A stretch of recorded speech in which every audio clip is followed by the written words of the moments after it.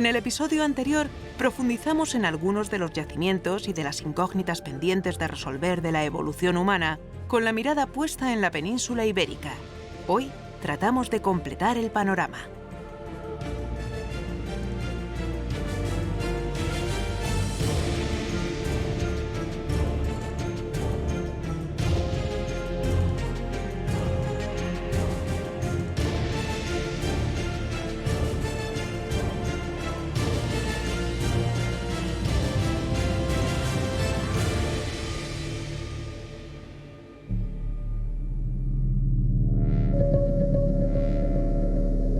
Homo Hispanicus, parte 2. La imagen que tenemos de la prehistoria, de nuestros antepasados remotos, no deja de ser una síntesis, una idealización. Esta reconstrucción de la realidad pasada es fundamental en el relato. Veamos cómo se construye aquel tiempo para que pueda ser comprendido, acercándonos al trabajo de uno de los grandes ilustradores científicos de España, Mauricio Antón. Para mí, la ilustración paleontológica realmente es un proceso, y lo importante es el proceso. Entonces, esa imagen final, pues hace años para mí solía ser una pintura al óleo, hoy en día es más una pintura digital, pero el proceso que hay detrás es una combinación del aspecto científico y del aspecto artístico. Entonces, está al arranque de todo la observación y el estudio de los fósiles. Entonces, solamente conociendo los fósiles de primera mano se puede visualizar la anatomía reconstruida de esta especie con la que trabajamos. Una vez definido el canon anatómico de la especie que queremos representar, pasamos a explorar su comportamiento, su locomoción, su integración en los ecosistemas del pasado, y entonces solo al final de todas estas etapas aparece esta imagen que llega al público.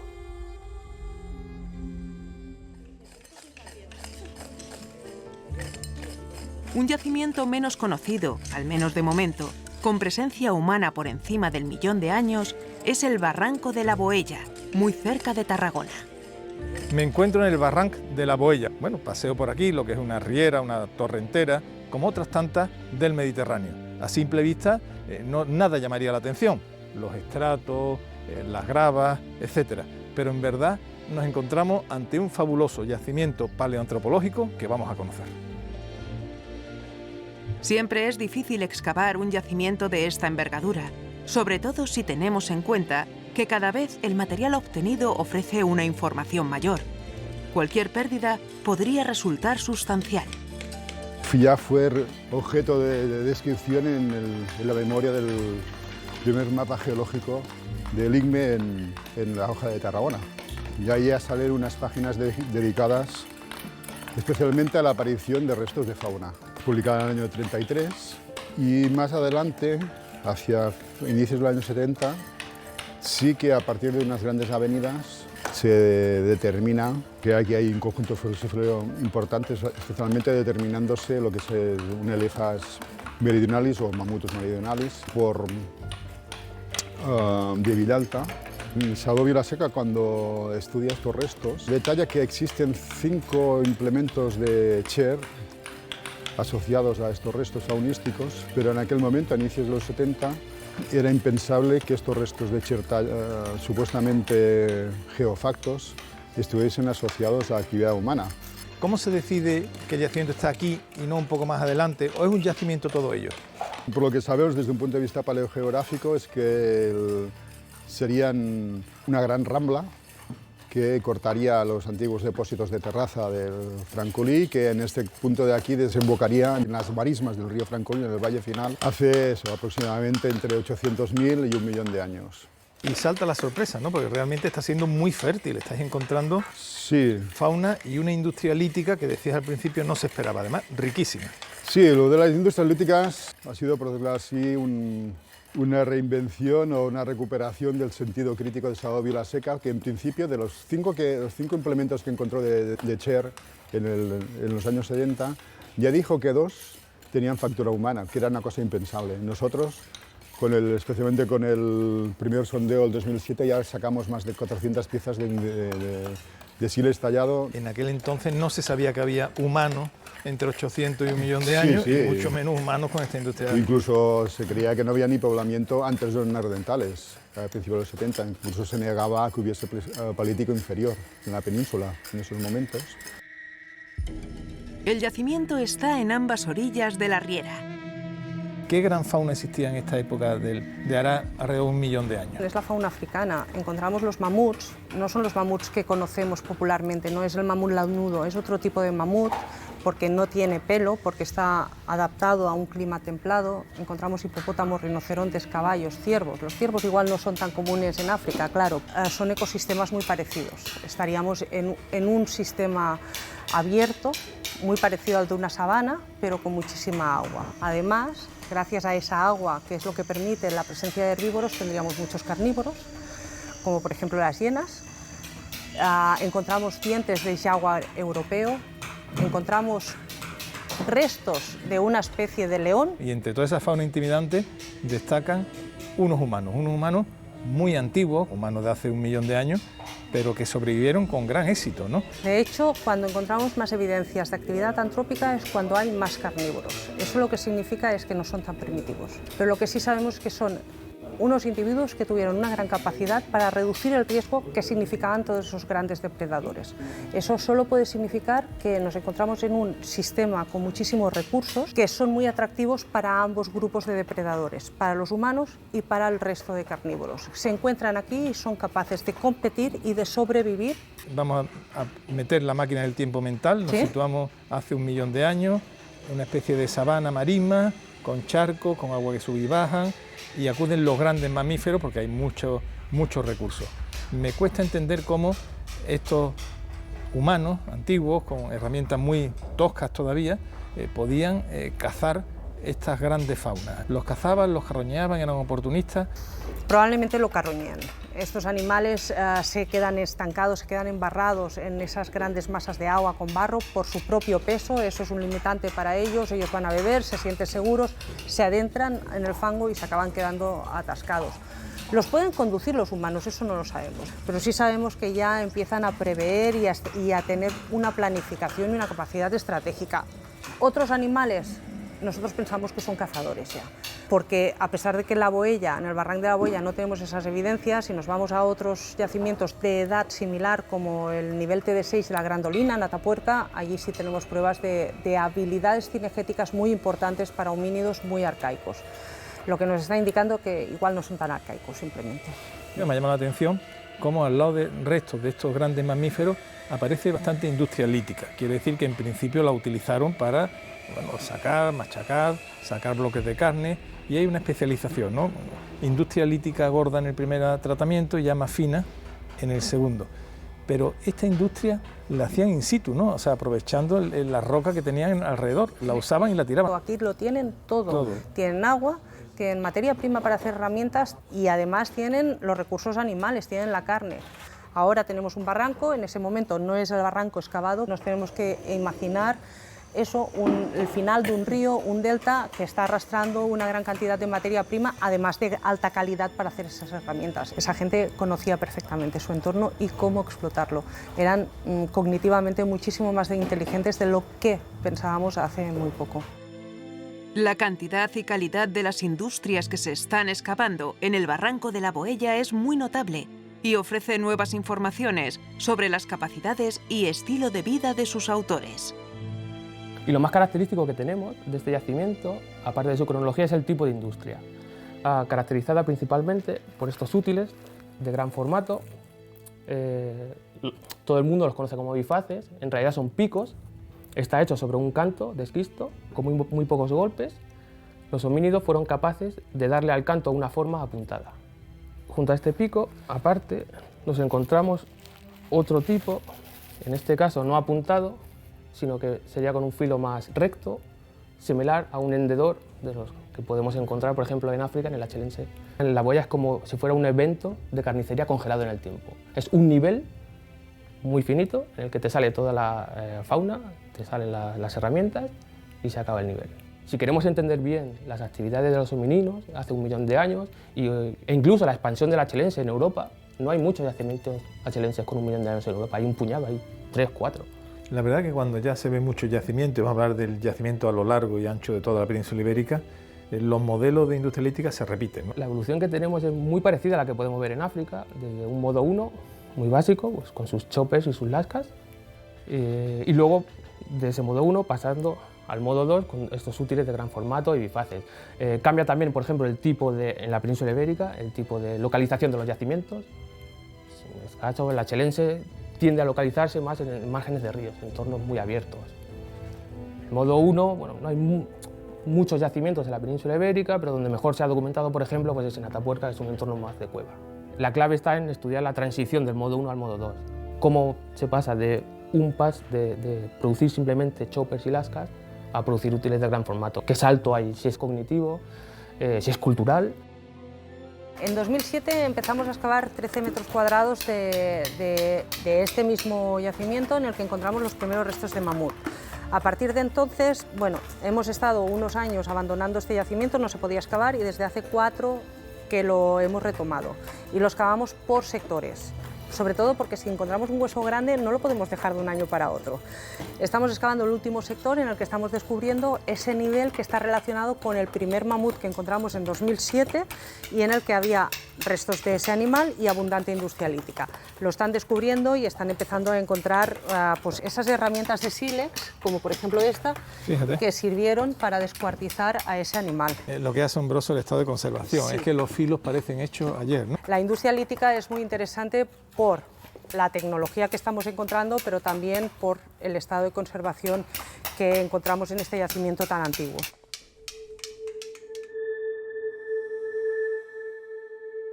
El consumo de grandes animales por parte de los homínidos de hace 1 millón de años o más nos lleva directamente a plantear la cuestión de la caza.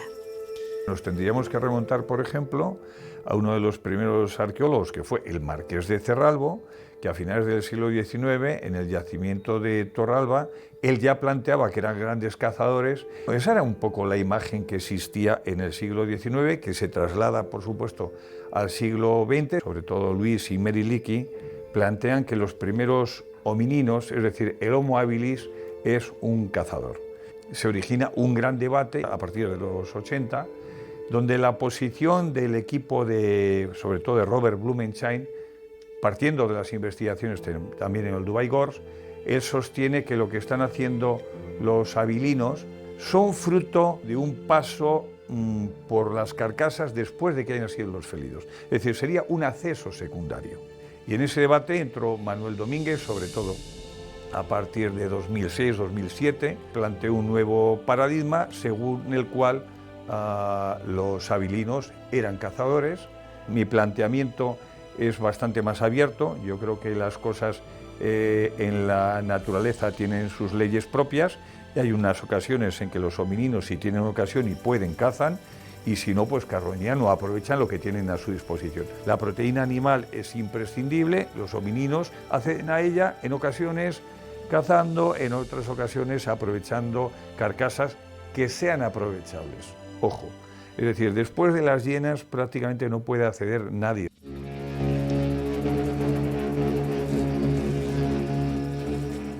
La paleoantropología no solamente estudia aquellos humanos remotos, sino también la fauna asociada a ellos, es decir, qué fauna existía, pues hará, por ejemplo, en este yacimiento 1 millón de años. Y entre todos estos animales hay uno que nos llama poderosamente la atención, por su tamaño, por sus colosales proporciones, que es el mamut. Detrás vemos 2 defensas muy poéticamente entrelazadas, 2 grandes colmillos, que nos dan una idea de la dimensión que alcanzó esta especie, ¿no?, que es la más grande de todos los parientes del actual elefante. El Mamutus meridionalis de la Boella no es el único con el que nos hemos topado. En Orce también se han documentado marcas humanas sobre grandes animales. En cronología estamos a 1,2 millones de años y tenemos una acumulación paleontológica muy importante con muchas especies de animales diferentes, sobre todo grandes mamíferos, herbívoros y carnívoros. estamos en un sitio de borde del lago, donde había también fuentes de agua dulce y era un clima mucho más húmedo que hoy y cálido. Y había esta variabilidad de animales que profitaban de este paisaje muy favorable para la vida. Y los homininos eran también en este contexto con los otros animales. Tenemos sobre todo muy representativa de esta parte superior del yacimiento el mamutos meridionales. Podemos ver las dos defensas que están en la parte central. Del momento no tenemos restos humanos, pero tenemos las industrias líticas. Se me hace muy difícil pensar que un gran mamut meridional pudiera ser cazado por aquellos Homo erectus en esas cronologías tan antiguas. Pero este verano, en Olduvai, hemos descubierto un nuevo yacimiento que hemos bautizado en homenaje a Emiliano Aguirre, con 1,8 millones de años, justo en la frontera entre el lecho 1 y el lecho 2, y estos homininos que todavía tienen industria oldubayense o modo 1, se han comido un elefante juvenil y nos plantea dudas de si lo cazaron o lo carroñaron. El panorama se ha complicado porque un artículo de reciente publicación atribuye a los parántropos del lago Victoria de hace 3 millones de años la capacidad de fabricar herramientas y descarnar presas con ellas. Muchos científicos piensan que el consumo de carne está directamente relacionado con el aumento de nuestras capacidades cognitivas. La carne es una pieza clave en la evolución. La fisiología de cualquier mamífero está muy afectada por la introducción de proteínas de naturaleza animal, que obviamente han permitido que esta cosa que tenemos aquí, que es el cerebro que hemos desarrollado a lo largo de la evolución humana y que es un grandísimo consumidor de calorías, se pueda alimentar de una manera muchísimo más rápida y dejando muchísimo más tiempo para otro tipo de actividades, incluidas las de naturaleza intelectual. Para la práctica de la actividad cinegética es necesaria la coordinación de un grupo, lo que implica desarrollo de la inteligencia, estrategias colaborativas y herramientas suficientes. Los humanos no tenemos grandes colmillos o garras como nuestros competidores de la sabana.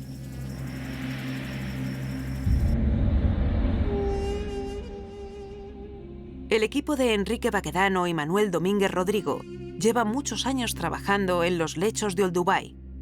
Sus observaciones y experimentos científicos les han llevado a plantear que los primeros cazadores de la historia de la humanidad estuvieron aquí.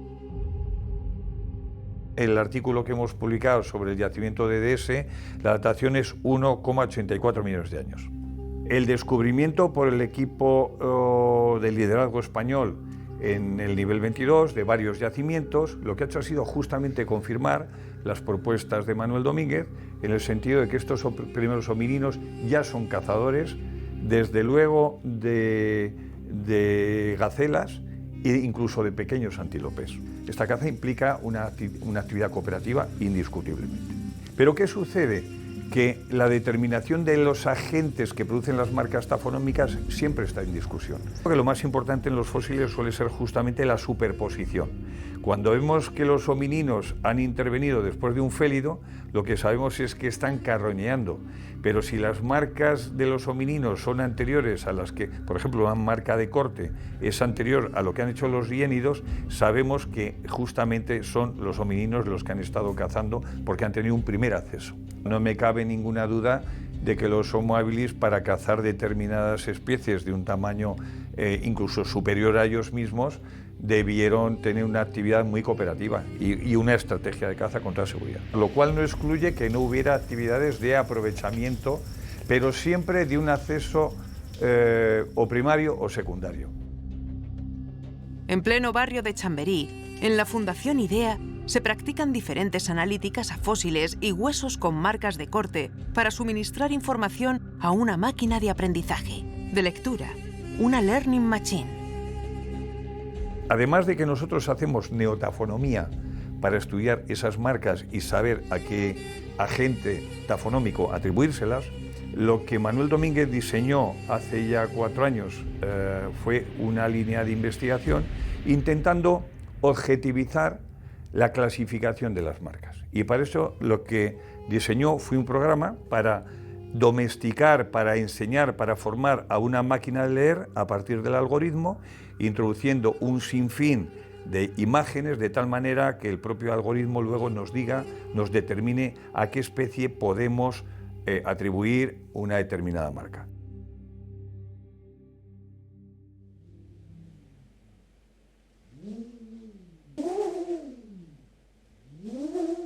En el CNIE de Burgos también se le otorga una gran importancia a la arqueología experimental. Podemos llegar a reconstruir parte de las acciones del pasado, entre otras muchos aspectos que tienen que ver con la técnica o la tecnología del pasado, fundamentalmente con la elaboración de herramientas antiguas o el uso, relacionado con los materiales de la Sierra de Atapuerca. Aquí tenemos un hendedor hecho con cuarzarenita, con uno de los materiales que llevan las gravas del río Arlanzón, y esta es una pieza que en concreto hemos utilizado hace poco para descuartizar un bisonte. ¿Y eso cómo se hace? ¿Dónde sacáis el bisonte? ¿Cómo lo trabajáis? Pues aquí cerquita tenemos el Parque Paleolítico Vivo, que tenemos la suerte de contar con él en Burgos, donde se recrean toda una serie de ambientes similares a los que tendríamos con la fauna del Paleolítico, y hemos firmado recientemente un convenio que nos permite aprovechar aquellos animales que por desgracia les mueren de vez en cuando. Con lo cual habéis comprobado el uso de la herramienta y también las marcas que estas herramientas dejan en los huesos. Efectivamente. Pero la segunda parte es la tafonomía. ¿Qué es la tafonomía? Bueno, la tafonomía es la disciplina que nos permite comprender qué ha pasado con un resto desde que queda enterrado, desde que muere, hasta que nosotros lo encontramos a día de hoy. Esta olla nos permite, por ejemplo, cocer y limpiar los huesos que han estado sometidos a distintos experimentos tafonómicos, entre otros, por ejemplo, labores de carnicería. Y aquí tenemos otro artilugio curioso. ¿Qué es? Es una cámara de intemperismo acelerado. Es decir, es una máquina que nos permite reconstruir condiciones ambientales muy concretas, o bien analizando variables de una en una, por ejemplo, el grado de insolación a través de una lámpara ultravioleta, la temperatura, la humedad, etcétera, o combinándolas todas ellas. Con lo cual podemos llegar a simular condiciones muy distintas, condiciones de sabana, condiciones de desierto. He abierto ante la trampilla y caía como agua, como si lloviera. Está lloviendo, efectivamente.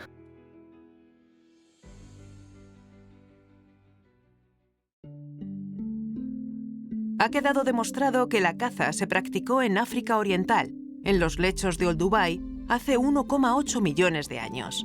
¿Se llevaron los primeros emigrantes esta capacidad fuera del continente? En Dmanisi estamos casi en 1,8 y yo creo que se deben a las primeras salidas de los primeros homínidos de África con toda seguridad. He estado en algunas ocasiones lo suficiente para no tener ni el más mínimo resquicio de duda de que estos homínidos con toda seguridad eran grandes cazadores. No solo grandes cazadores, te recuerdo que uno de los cráneos, el cuarto cráneo, el de la vieja desdentada, estuvo viviendo bastante tiempo después de carecer de todos los dientes y muy probablemente se trate del primer caso de cooperación intrafamiliar. Y es que la humanidad parece un todo cognitivo y emocional que se va afinando desde hace casi 2 millones de años. En nuestra investigación hemos podido revivir casos tan emocionantes como el de Mtoto. Alguien había depositado un niño de 3 años de edad en una posición flexionada, recostada sobre su lado izquierdo, y probablemente por unos pequeños movimientos de su esqueleto podíamos inferir que ese niño había apoyado su cabeza sobre una almohada o un soporte de tipo perecedero al modo de almohada y que probablemente el cuerpo, la parte superior del cuerpo, había sido envuelta en un tipo de mortaja o sudario, probablemente de origen vegetal o natural, y que estaban indicando un tipo de comportamiento que ya podíamos hablar de comportamiento funerario, es decir, de una dedicación, una delicadeza hacia un cuerpo.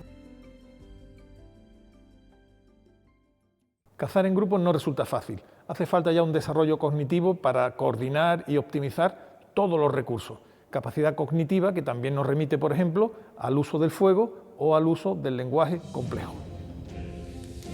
Asociado a la caza y al consumo de carne, además de a otras comodidades, está el fuego. Su producción y dominio sigue siendo terreno de debate en el mundo científico.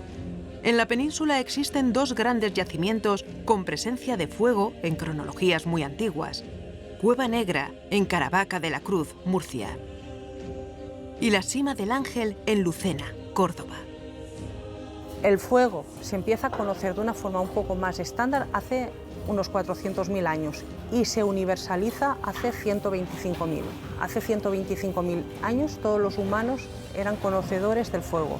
No solo conocedores, sino que sabían hacerlo cuando lo necesitaban. Previamente a eso es todo muy anecdótico. Y algunos, y yo en concreto llevo muchos años sosteniendo que la domesticación del fuego es el gran acelerador de la evolución humana junto con el gran motor que siempre he sostenido que es la cooperación. La coordinación de todas las actividades complejas de los homínidos, como la caza, exigía un empleo del lenguaje acorde con la dificultad del problema a solventar. ¿Pero hablamos de un lenguaje oral, hablado? Esto es un hueso hioides. Perteneció a una persona que vivió hace unos 5.000 años y que fue sepultada en el Dolmen del Pendón, en Reynoso, Burgos. Es un hueso clave en el aparato fonador. Sin él no se puede articular palabra. Y es muy difícil de encontrar por ser muy liviano. El escenario para establecer si los homínidos tenían capacidad para hablar o no se ha trasladado por ello al aparato auditivo. Ignacio Martínez nos habló de su trabajo al respecto en la Galería de las Estatuas de Atapuerca. Hemos sido capaces de desarrollar una metodología que nos permite saber cómo oía un muerto de hace 400.000 años, ¿no? Es importante saber que los chimpancés y las personas no oímos exactamente igual, ¿eh? La diferencia es sutil, ¿eh? Pero un chimpancé oye como una persona con sordera moderada, para que te hagas una idea. Bueno, pues los de la cima de los huesos oyen casi como tú y como yo. Están separados del chimpancé y están sintonizados, vamos a decirlo así, su oído, al rango de frecuencias que usamos para comunicarnos. Las nuevas tecnologías y los enfoques alternativos nos llevan a cotas de conocimiento nunca vistas, a nuevos retos y horizontes. La genética está en todos los grandes debates actuales y sus aplicaciones pueden ser fabulosas. ¿Qué es la genética cuantitativa y hasta dónde puede llegar? La genética cuantificada es el estudio de la variación heredada de una familia. Trabajamos con una población en la que conocemos las relaciones entre todos los individuos, la madre y el padre, los hijos con sus hermanos, los abuelos. Podemos usar modelos estadísticos para averiguar qué parte de la variación es genética heredada de una familia y qué parte es solo variación aleatoria del entorno. Creemos que esto es importante porque nos permite analizar la morfología y entender los mecanismos de la genética sin conocer exactamente el ADN. A pesar de no tener datos exactos de ADN, podemos hacer interpretaciones, conjeturas sobre la genética viendo su expresión al estudiar las capas dentales.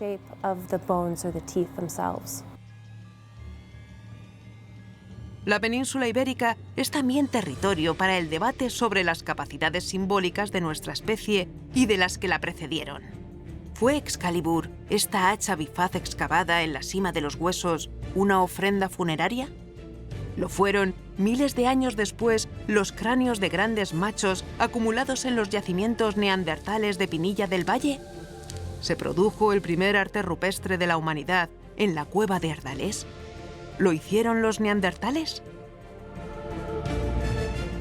Seguramente Emiliano Aguirre hubiera seguido disfrutando de estas y otras incógnitas científicas sobre evolución humana en la península.